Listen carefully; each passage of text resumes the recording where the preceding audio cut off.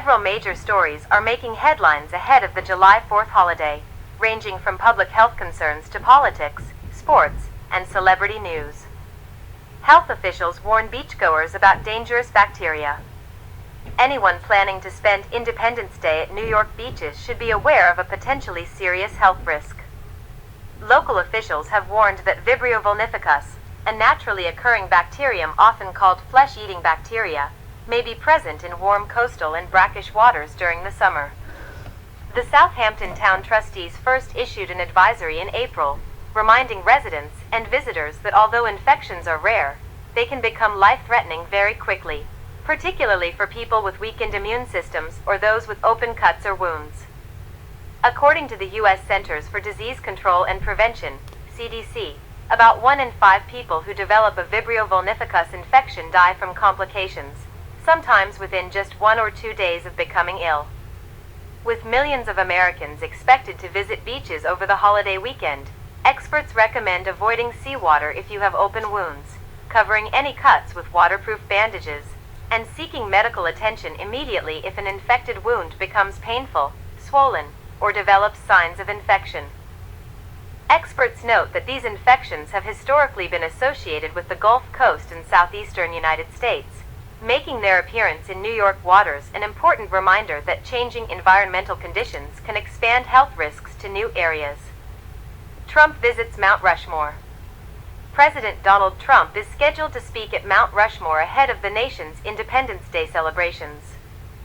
The visit has renewed attention to Trump's long-standing comments about wanting his likeness added to the famous monument honoring Presidents George Washington, Thomas Jefferson, Theodore Roosevelt, and Abraham Lincoln. Although experts have said adding another face to the memorial is not structurally feasible, Trump has repeatedly joked about the idea over the years. The event will also include the return of fireworks at Mount Rushmore after several years without them. Egypt celebrates a historic World Cup victory. Egypt made football history by defeating Australia in a dramatic penalty shootout to advance to the round of 16. After a 1-1 draw through extra time, Egypt won 4-2 on penalties, earning the country's first ever victory in a FIFA World Cup knockout match. Imam Ashur opened the scoring with a powerful first-half header before Australia equalized later in the match. Egypt ultimately held its nerve during the penalty shootout to secure a landmark victory. Taylor Swift wedding rumors dominate social media. Rumors continue to circulate that Taylor Swift and Travis Kelce are set to marry on July 3rd, following reports that Swift left her Tribeca townhouse hours before the alleged ceremony. Various entertainment outlets have speculated about celebrity guests and elaborate wedding preparations. However, as of now, these reports remain unconfirmed, and neither Swift nor Kelce has publicly announced a wedding. Adding to the online conversation, the White House shared an Eras Tour-inspired image featuring President Trump, referencing Taylor Swift's music in a social media post. The post quickly generated widespread discussion, with supporters and critics debating whether it was intended as political humor or a jab at the singer, who has previously criticized Trump. As Americans celebrate Independence Day, these stories highlight a mix of public safety concerns, political symbolism, historic sporting achievements, and celebrity speculation. While holiday festivities continue across the country, health officials urge beachgoers to stay informed and take simple precautions that could prevent serious illness. Syria chooses diplomacy over military intervention.